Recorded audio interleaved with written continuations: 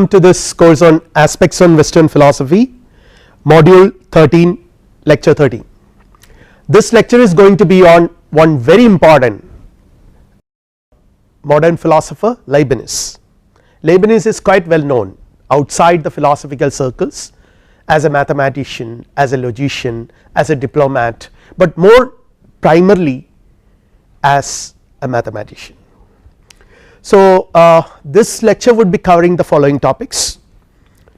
We will discuss Leibniz monadology, which is one of the central concepts in his philosophy, or one of the most important theoretical contributions of Leibniz to modern philosophy is his monadology. And with the after explaining this, we will try to see the mind body problem which lies at the center of modern philosophy. We have seen that this problem of mind body dualism, or the relationship between the mind and the body, is at the center of all philosophical contemplations right from Descartes. So, Descartes has his theory, his version of or his account of this relationship. Then we had seen how Spinoza also encounters this problem, and now we see with this monadology how Leibniz is going to encounter and give an account of his views about the mind body relationship. Then we will also see the concept of God, which is another very important concept with which almost all the modern philosophers are preoccupied with. And then the most important contribution, or rather I would rather say that this concept, the concept of pre-established harmony, is probably what makes Leibniz one of the very important philosophers in modern period. So, we will see a basic outline of his life and career. He is primarily, as I already mentioned, primarily known as an outstanding mathematician, and born in July 1646 in Leipzig, and 1675 he laid the foundation of the differential or integral calculus along with Newton. He is known as the one who has laid the foundation of this differential calculus, and this period 1772 to 76 he had visited several places and also had met two important philosophers, Malebranche and Spinoza, particularly Spinoza because it is Leibniz who succeeds Spinoza in the rationalistic school of thought, and Spinoza's influence on Leibniz philosophy is tremendous, phenomenal influence. Leibniz himself has accepted it, but at the same time Leibniz also maintained a safe distance from Spinoza, who held very unorthodox views about God and God world relationship. We have already discussed this in the previous lecture, so I am not going to elaborate upon that aspect. And he died in November 14, 1716 in Hanover. So, when we talk about the career influences on Leibniz, he had his early education in Germany in a neo-scholastic Aristotelian philosophy. So, it is very interesting to see the journey from starting from a neo-scholastic Aristotelian philosophy. When he went to Paris, was introduced to Cartesianism and the materialism of Gassendi. So, these two are again very important influences on his philosophy, particularly Descartes. Descartes has influenced him a lot. He was actually attracted by Descartes' philosophy during this period, and then he, as I already mentioned, Spinoza in 1676. I mean, there were several times, several occasions he met Spinoza, and very important in his career, but he refused to admit the significant, the tremendous influence Spinoza had on his life and work. There are reasons for that, not really philosophical reasons, but mostly political reasons for that. And when we take a look at the overview of Leibniz's philosophy, he began with the problem of substance like Descartes and Spinoza. Like all his predecessors in the modern philosophy, it is with the problem of substance he also began. And as we have already seen that this problem, the problem of substance, is something which the modern philosophers have inherited from the scholastic thinkers. And we know that, we have already seen in previous lectures how his predecessors Descartes and Spinoza have come up with their own accounts of the substance, different accounts of mind body relationship and the number of substances. All these were issues with which all the modern philosophers and their followers and disciples have been discussing and dealt with. wanted to reconcile the scholastic speculative theology with rational modern philosophy and science. See, one important aspect about, I have already mentioned it very briefly in the beginning, one important aspect of Leibniz philosophy is that, or rather his life is that, though he had a very promising sort of young scholar, he was a very promising young scholar in philosophy and was offered several teaching positions, he instead preferred to be a diplomat, have a political career and preferred to be a diplomat. So, very interesting in that sense, and again this very notion of reconciliation which should be there in the blood of a diplomat is there in the blood of Leibniz. So, in Leibniz philosophy is rather preoccupied with this notion of harmony, harmonizing differences. First of all, you accept differences, there are different things. So, Leibniz philosophy is known as monadology, which recognizes a plurality of different substances, monads, each one is autonomous, each one is independent. So, you have a plurality of substances, you recognize their differences, no two monads are alike, are the same, but at the same time then there is a craving for reconciling, to bring them together, because you cannot operate with innumerable infinite number of discrete unconnected substances, you need to establish a kind of unity, but then once you separate them, how do you unify them? Spinoza had an answer to this question, he unified everything with a concept of God, with a concept of substance.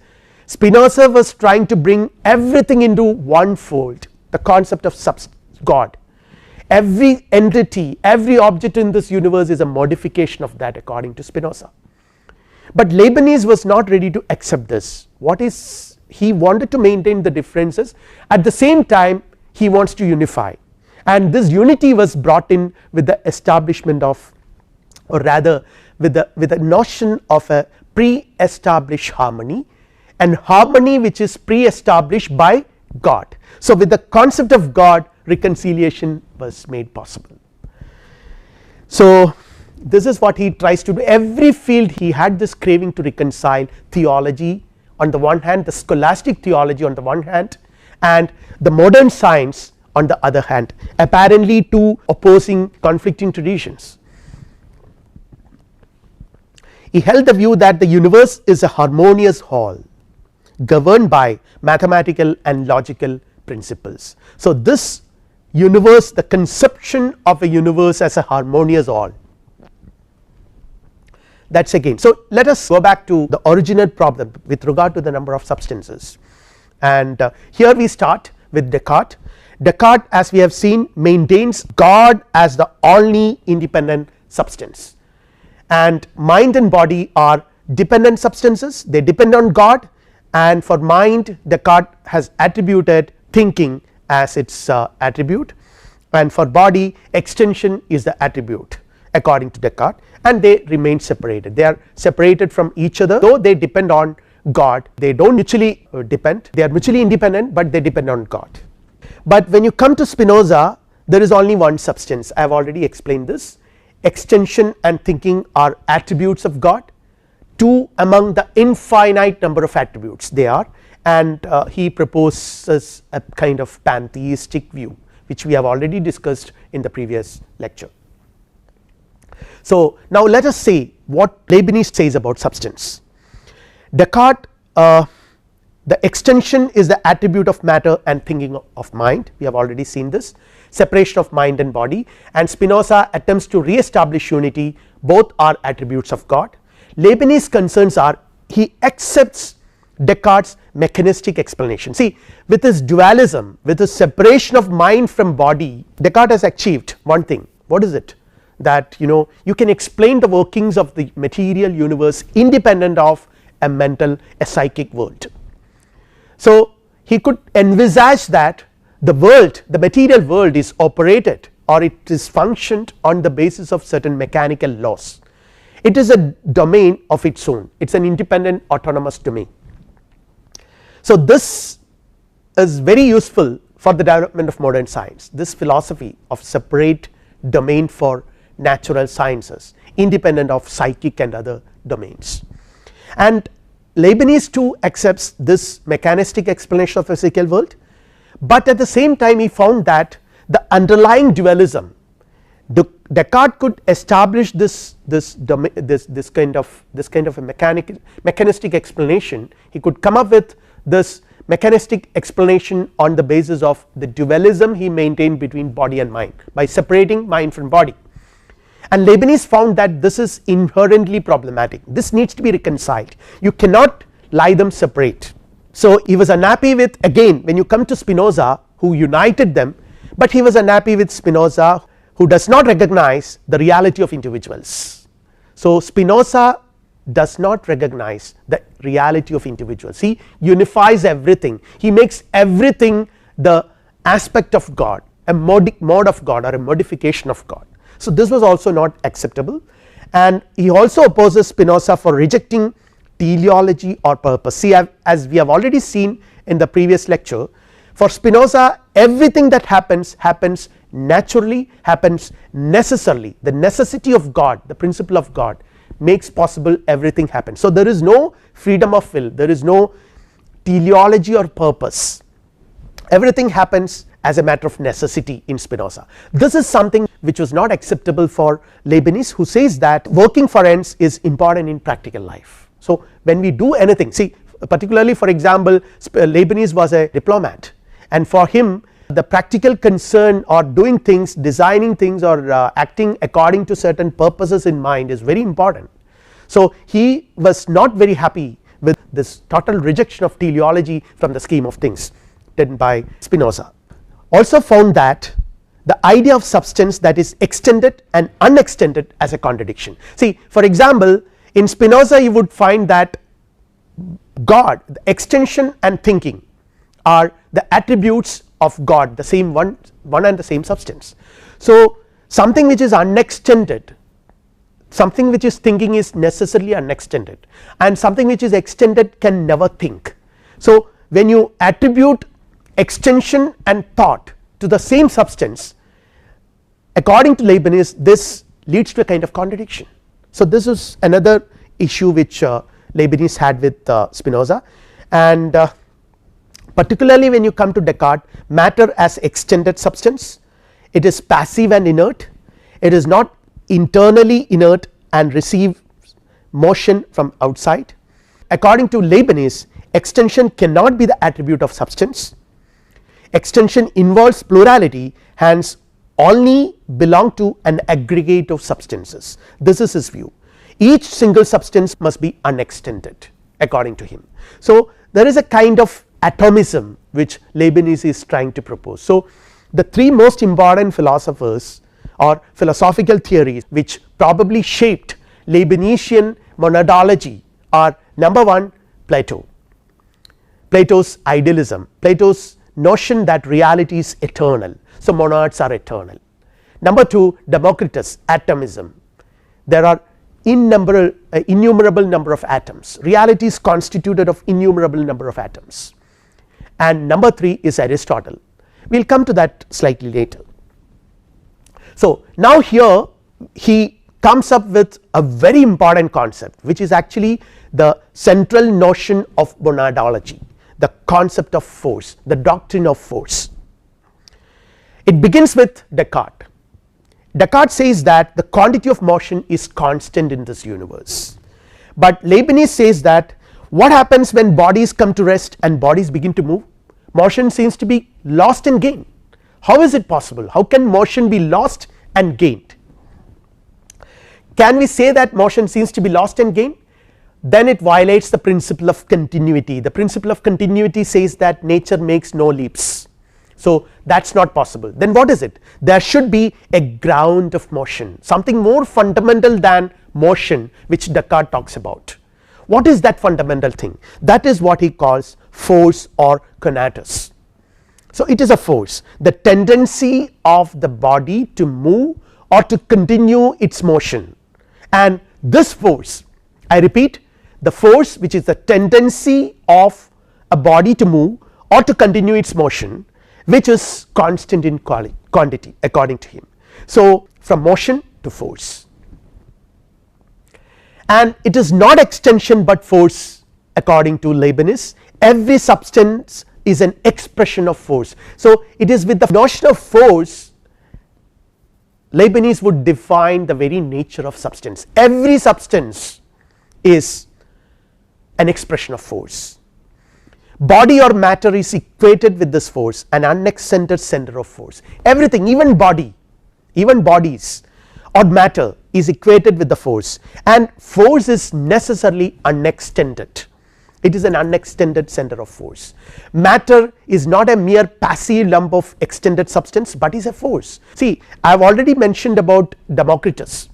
Democritus talks about atoms, the atoms out of which the universe is made up of, but these atoms of Democritus are material in nature, they are physical, and for Descartes even these atoms are unextended, they are to be understood in terms of force. So everything, that whatever atoms exist are nothing but expressions of different ways in which force get expressed. So atoms are expressions, sorry, this matter, whatever body we have, they are nothing but expressions of force. So not a mere lump of passive lump of extended substance, but is a force, and force does not exist by virtue of extension, but extension exists by virtue of body or force. So he reverses the entire thing, and extension is the phenomenal way in which matter appears to us. So that is not something which constitutes matter, that is not something which is the essence of matter as Descartes would assert, but it is the phenomenal way in which matter appears to us, and it is not extension but force is the essential attribute of matter, and nothing substantial or primary principle is made up of parts.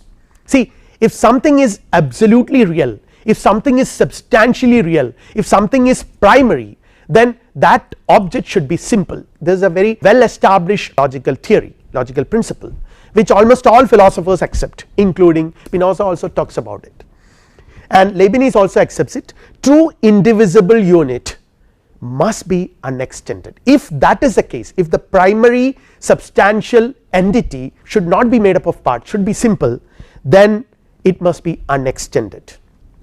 Primary principle must be a simple indivisible reality, and Descartes says that existence of bodies presupposes extension. Leibniz says that extension presupposes the existence of bodies. Then what is force? We have been talking about force, and we saw that force lies at the foundation of everything. It is the foundational principle of matter, it is the foundational principle of everything that exists. If that is the case, the source or foundation of the mechanical world is to be understood as force according to Leibniz. It is the ground of extension of the body, it is the extension presupposes in the body an aspect that extends itself.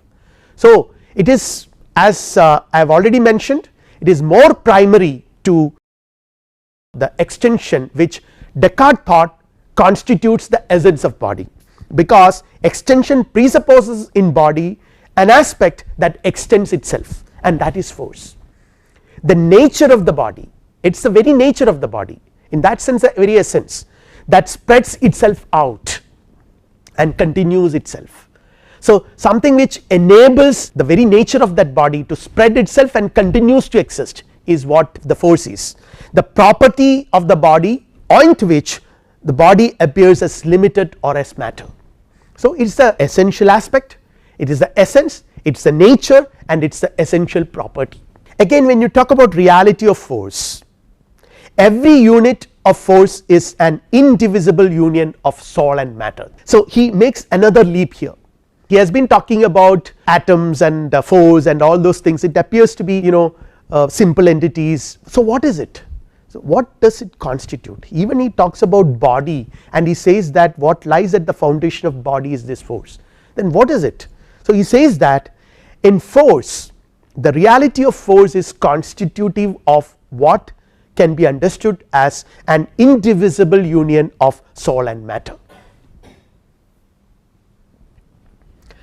It is a union of activity and passivity, mind and body in one sense we can say, a union of activity and passivity, An organizing self-determining purpose is force, and again it limits itself, it has the power of resistance. So all these things qualify what is to be understood as force, and at the same time Leibniz says that unlike his immediate predecessor Spinoza, who tries to unify everything under the concept of substance by proclaiming that substance encompasses the entire world, entire universe, Leibniz recognizes a plurality of forces. There are infinite number of forces, infinite number of particular individual substances. So substance is not one homogeneous entity, but infinite number of homogeneous entities, we can say infinite number of autonomous entities. So each force is a substance, and there are innumerable number of forces, infinite number of dynamic units. Each unit is immaterial, unextended and simple. Immaterial because they are not constitutive of matter in the sense that they are unextended, and then they are simple, which means they cannot be divided further. So the principle of atomism is implicit in it, but this atom is a kind of metaphysical atom, it is not a physical atom, it is a metaphysical atom. Each substance is a union of matter and soul. So in one sense we can say that the two principles which traditional philosophy thinks are so fundamental in understanding the concept of being, mind and body, body and soul. So Leibniz is trying to accommodate these fundamental principles into one single entity known as substance or monad, which is a union of matter and soul, and it is a metaphysical point, not physical or mathematical, it is a metaphysical point. Body is a plurality of simple forces, and the human soul is also such a metaphysical point. So it is very interesting here. Leibniz says that everything in this universe is composed of, or this entire universe is composed of, a plurality of infinite number of such forces, such metaphysical points, such metaphysical atoms. If that is the case, then what about the body, and what about the soul? What about things in this world? What about mountains and trees and stones and rocks and other things? Are they also having souls? Yes, apparently yes, because everything that exists, everything that is present here is constitutive of monads, and each monad is a union of body and soul. If each monad is a union of body and soul, and it is out of monads that everything is constituted, everything is constructed, then everything in this universe should have body and soul. Very interesting. The mind body problem now comes back in a very different fashion in Leibniz philosophy. Each monad is a union of matter and soul, each is a spiritual or psychic force. What is true for one monad is true for all. So he responds to that craving for unity. So what is true for one monad should be true for all monads. So the entirety of reality is brought into this concept of monad. The same principle that expresses itself in the mind of man is active in body, plant and animal and everything in this universe. So it is the same principle. So harmonizing, I mentioned earlier that this craving for harmony is so central to all these philosophers, and it is particularly more visible in Leibniz, and it is very interesting in Leibniz because Leibniz on the one hand maintains a pluralism of forces, a pluralism of monads, metaphysical points, and on the other hand he explains that there is a unity, there is a harmony, all matter is animate. And what is then mind? Opposes the traditional notions that equates mind with consciousness, which is quite commonsensical. It is a dominant Cartesian view of conceiving mind as, or equating mind with consciousness. As Descartes says, every mind thinks, mind even thinks when it goes to sleep. So there is not a moment in which the mind ceases to think. Essentially what Leibniz says is that opposing all these accepted views about mind and consciousness and their relationship, Leibniz asserts that mind is essentially unconscious, consists of perceptions and tendencies, and there are clear and obscure perceptions, clearness and distinctness in different monads. So, minds, since every monad is a union of soul and body, every monad has this perception, the ability to perceive, but the clarity, the clearness and distinctness vary from monad to monad. That makes this difference in the clarity and distinctiveness makes one monad different from another. Every monad is capable of perception because there is mind and body in every monad. So, let us see a hierarchy. So, it begins with the plants in the bottom. So, the plants, everything is obscure and confused as if in sleep, a kind of comatose state, but slightly above you have animals, slightly above perception with memory, which is consciousness, and in the case of humans we go still above, there is clearer consciousness, self consciousness or a perception, and knowledge of the inner state. All these things are present in the case of man, but fundamentally all are constitutive of monads. In the case of man, the consciousness is clearer. In the case of animals, the consciousness is not really clear, but there is some consciousness is present, but in the case of plants it is completely in a dormant state or obscure and confused. And in this context, monadology is introduced. Every monad has the power of perception or representation, because every monad is a union of mind and body. So, the power of perception or representation, every monad perceives or represents and expresses the entire universe. This is the beauty of Leibnizian system. He says that every monad is a universe in itself, it is absolutely independent of other monads, and each monad represents, perceives the entire universe. Each is a world in a miniature, a microcosm and a living mirror of the entire universe. So, then every body feels everything that occurs in the entire universe. So, there is the fundamental unity and harmony is underlined. Every monad perceives and represents not just what is immediately around it, but the entire universe. So, on the one hand it is unique and distinct, but on the other hand it is like all other monads, addressing the question of unity. And here comes the pluralism. There are infinite number of different monads. What do you mean by infinite number of, in what sense can you say that one monad is different from another?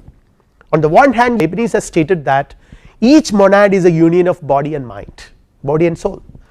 If that is the case, in what sense one monad is different from other?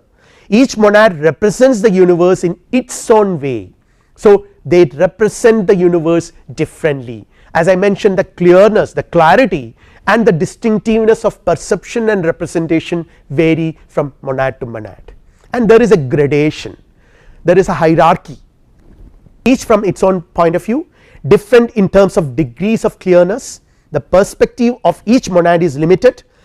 No two monads mirror the universe in the same way.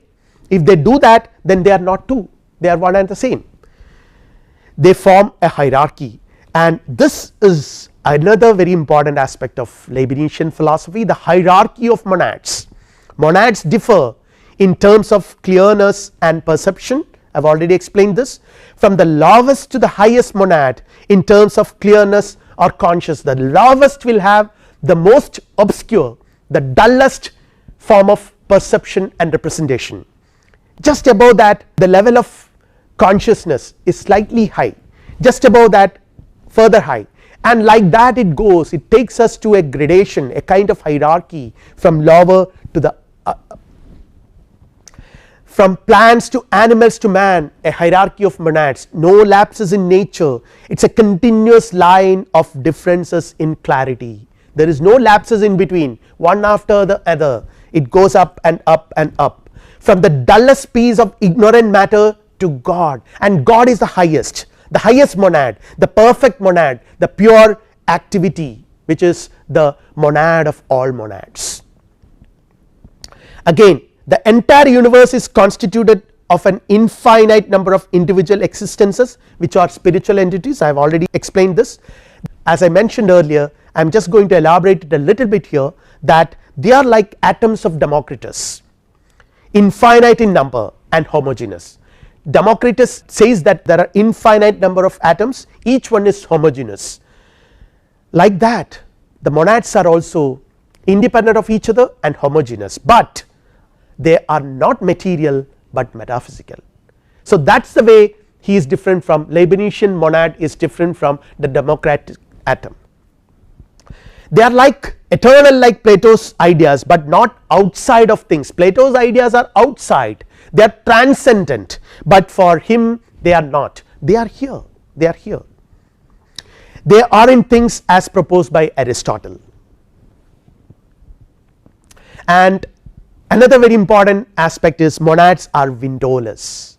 Every monad is windowless, homogeneous unit, not determined from without. Every monad is a unit, a universe in miniature, as I have already mentioned, autonomous universe in miniature, which is not determined from without, but nothing can enter inside it from outside, and nothing can be in the monad which has not always been there. So monad is a self sufficient unit always, nothing can ever come into it that is not in it now, and everything it is to be is potential or implicit in it. This is what is called as the principle of continuity. So every monad is a self sufficient unit, a self sufficient universe, a universe in miniature. And now he talks about evolution of monads. Every monad in the process of evolution. So there should be some teleology, so which Leibniz was complaining about Spinoza. Leibniz's complaint about Spinoza was that Spinoza's system would not leave any room for any purpose or teleology, though of course Spinoza talks about some purpose, human mind has a purpose, to know God, to be one with God, but again he had a system which relies more on the concept of necessity than on freedom. But here Leibniz would like to accommodate this, the notion of teleology. Every monad is in the process of evolution. In this process each monad realizes its nature. This process is controlled with inner necessity and not externally, because each monad is windowless. Each monad passes through a series of stages of evolution, goes up and up, each stage an unfolding of what is implicit in it. So this is very important, because it does not gain anything from outside as an impetus for evolution, but every process of evolution is nothing but an unfolding of what is already there inside each monad. So this through this process of unfolding of its own potentials, unfolding of implicit potentials, monads will go up and up in the scale of evolution, and nothing in the monad is lost in this process, nothing new is gained as well. Everything that was there was preserved in the later stages, future stages are predetermined in the earlier ones, and this is called the doctrine of preformation. Nothing is lost and nothing new is gained, windowlessness. Every monad, Leibniz says, is charged with the past and is big with the future. Charged with the past because nothing is lost, everything is preserved. Nothing is lost from the past, everything is preserved, and nothing is gained in future but only unfolded. In future what happens is that it unfolds what is already implicitly present. So it is big with the future, charged with the past and big with the future, and this is called as the doctrine of preformation or the encasement theory. Now what about the organic and inorganic bodies? I have already raised this issue. You are talking about minds. There are entities with minds, but there are entities apparently which do not have any minds. For example, rocks, chairs, tables, what about them? So here says that in organisms there is a central monad or a queen monad which functions like a unifying force, which functions like a regulating force, which is a purpose, so which gives the direction for all other monads, or rather to put it in other words, which organizes the monads. Central monad is the soul. The central monad represents the picture of the entire body. It is the guiding principle of the monads surrounding it. On the other hand, inorganic bodies are not centralized by a twin monad. There is no twin monad to centralize it, to organize it. They consist of mere mass or aggregation of monads. There is no union of monads, and it is in this sense now we come to the mind body problem. So Leibniz would never accept interactionism, because monads are windowless and they cannot interact.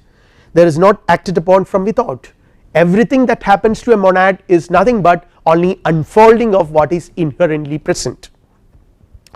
There cannot be a causal interaction, because causal interaction is possible, then it violates the principle of autonomy of monads. Then it implies that an autonomous monad is being caused to something, something is caused on it from something outside of it, which is impossible. The harmony between mind and body, it is here Leibniz introduces the most important concept of his theoretical framework, the pre-established harmony. To explain this, he has been talking about the hierarchy of monads, he has been talking about mind and body problems. Now how do you explain this apparent interaction between mind and body, a problem which actually worried Descartes a lot, and his interactionism is not a very satisfactory response or a reply to the problem, and in Spinoza was trying to sort of resolve it with his pantheism, which was also not acceptable for Leibniz and many others. Now Leibniz comes up with a solution, which is an apparent solution to this problem. The harmony between mind and body is pre-established by God. So the notion of pre-established harmony to explain the relationship between mental and physical realms. God arranged the minds and bodies from the very beginning in such a way that they shall go together. The soul and the body are in relation of harmony, they are not interrelated in the sense that one causes certain movements in the other. See, when I want to move my hand, for example, when I want to raise my hand, my mind wants it and my body does it, my hand goes up, but this is where I sort of have a tendency to ascribe a kind of causal relationship, something which in my mind, a will in the mind causes a motion in the body. This is the normal interactionism, which is not acceptable for various reasons, for logical reasons primarily, and he says that this is because of the harmony that is pre-established, which is there in the universe. We will explain it. Harmony is established by God, and what is pre-established harmony? A parallelism or concomitance between the mental and physical states, they run parallel, there is a kind of concomitance, one parallel to the other, does not mean that they are interrelated. So whatever happens here, there is a corresponding thing happens here as well, but that does not mean that this has caused this, they just happen together or they just happen one after another. And who made them happen one after another? God. The harmony is pre-established. The body is the material expression of the soul. Corresponding to the force in matter, there is conscious activity or will, and again souls act according to the laws of final causes by means of desire, ends and means, which are psychic, and bodies act according to the laws of efficient causes or motions, which are mechanical. So in one sense the Cartesian dualism is maintained, which says that there are two different principles or laws that regulate these two domains, but then the same problem which Descartes faced, if the two domains are regulated and controlled by two different set of norms and rules, then how do they interact? And Descartes faced a lot of troubles in explaining this, and what Leibniz says is that the harmony between the two independent autonomous domains is something which is pre-established by God. The picture of the universe is an organic unity. In an organism, each part has its function, all monads act together like the parts of an organism, each monad has its specific function to perform. Every state in a monad is the effect of the preceding state in it, and each state of a monad acts in unison with the states of all the other monads due to the pre-established harmony. So with the theory of the doctrine of pre-established harmony, Leibniz resolves many of these problems which his predecessors were rather facing. Of course, he faces his own problems. So, the order of the universe, order that the universe exhibits is explained with this. Universe exhibits an order and uniformity. Everything in nature can be mechanically explained, causal order between things. The universe functions like a causal chain, everything is causally related, but causality, monadology rejects this. Causality, the notion of causality cannot be accommodated. It rejects the idea of external cause, no cause from without. Causation means concomitant changes. So, some change happens here, corresponding change happens here as well, does not mean that this has produced that, they happens concurrently. Causation means a harmonious action of the parts, not that one causes the other, but they act together. The harmony is due to the pre-established harmony which is established by God, and the God has arranged monads in such a way that they work without any external interference from other monads or from God even.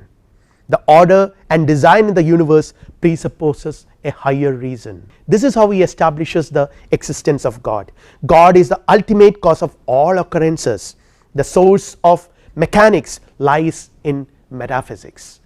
So, everything ultimately everything will be converged to this idea of God. Everything is made significant and meaningful with the help of this guiding principle God. Since all clocks keep time with each other without any causal interaction, there must have been a single outside cause that regulated all of them. So, that regulation is the pre-established harmony. So, here mechanism is reconciled with theology, harmony of religion and reason, harmony between the psychic physical kingdom of nature and the moral kingdom of grace. The universal principles of physics and mechanics presupposes a divine purpose, which is the purpose of God. The purpose is to harmonize. They are not like laws of logic or mathematics, their existence depends on utility and their ground is the wisdom of God, and God has chosen them as ways of realizing his purpose. This is primarily because there is a notion of harmony, harmony between man's reason and God's reason, between man's purpose and God's purpose, between physical kingdom and the kingdom of grace which I have already explained, and between God the builder of the machine of the universe and God the monarch of the divine spiritual state. And God, according to him, as I already mentioned, is the highest monad. He is the monad of monads. The principle of continuity demands, according to Leibniz, the principle of continuity demands that there should be a highest monad at the end of the series of forces. He is the cause of the monads, and order and harmony of nature call for a harmonizer, and that is God. The eternal and necessary truths like the truths of logic and geometry presuppose an eternal intellect in which to exist, and God is an individual monad person, also transcends all monads, the supernatural and super rational monad, the most perfect and the most real being, hence no changes or undergoes evolution, possesses perfect knowledge, he sees all things all at a glance. So, in one sense we can see that Leibniz has succeeded in appeasing the church, appeasing the Catholic Church, though his concept of God, if you follow the logical consequences, is not really exactly as same as the God of the theologian, but at the same time he maintains some of these features by saying that by being a monad like a person, he is a person, the personality is recognized, but at the same time he transcends all other monads, he is supernatural and super rational, a central concept of Leibniz philosophy. So, it is an attempt to reconcile a priorism of rationalism and empiricism, which already the great empiricist tradition was already there by the time of Leibniz, and attempt to reconcile rationalism with empiricism is continued by Immanuel Kant. Later we would see that. And one important feature which we have seen is that Leibniz in all his philosophy, in all his career, was preoccupied with this concept, this idea of harmony and monads that are windowless and God who regulate them present a harmonious picture. And here is something which Russell would say about some problems with monadology. If the monads never interact, how does any one of them know that there are any others, because he rejects interactionism. What seems like mirroring the universe may be merely a dream. Leibniz has ascertained somehow that all the monads have similar dreams at the same time, that pre-established harmony. This of course is fantastic, Russell says, and would never have seemed credible but for the previous history of Cartesianism. And Russell makes another comment when he concludes his discussion on Leibniz philosophy. He says, nevertheless Leibniz remains a great man, and his greatness is more apparent now than it was at any earlier time. Apart from his eminence as a mathematician and as the inventor of the infinitesimal calculus, he was a pioneer in mathematical logic, of which he perceived the importance when no one else did so, and his philosophical hypotheses, though fantastic, are very clear and capable of precise expression. Russell had reasons to admire Leibniz because Russell was also a mathematician and a logician, and later when Russell even wrote a book on Leibniz, and when he developed his mathematical logic he acknowledges the influence of Leibniz. But for our purpose Leibniz is definitely one of the most important thinkers, though as Russell himself as once observed, though he was a great thinker, though he was not a great human being as Spinoza was. Thank you.